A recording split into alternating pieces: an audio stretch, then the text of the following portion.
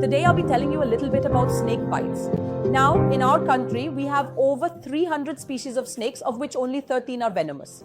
And out of this, 4 are the really important ones which account for most of the venomous snake bites.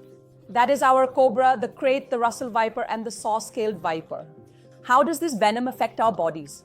Now, once the venom enters our body, it affects us in 3 major ways.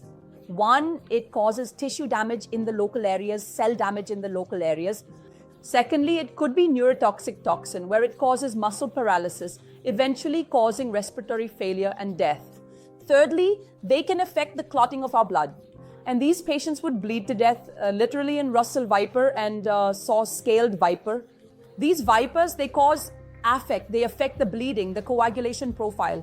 So these patients would present with continuous bleeding at the site of fang bites.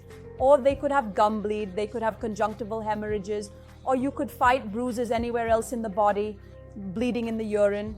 So all these are indicative of affected coagulation profile.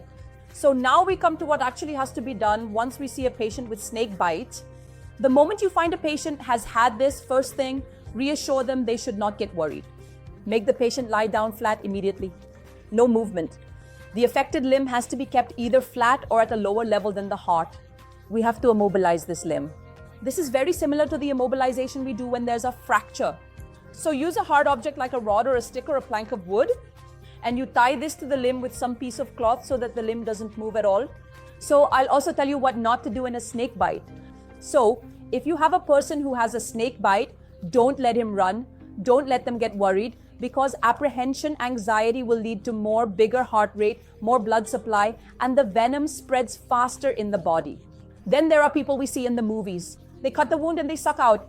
When try to suck out venom from that, this is of no use.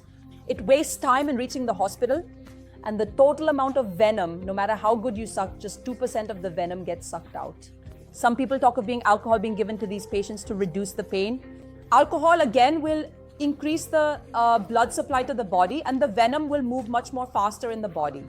And lastly, a small advice. How can we prevent snake bites?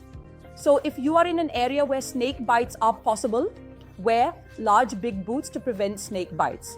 If a person is sleeping out in the open, it's better to sleep in a closed tent. Or just a simple mosquito net covering you completely can prevent snake bites while you're sleeping. So stay safe, friends, and you should know how to deal if you ever come into such a situation. Thank you so much.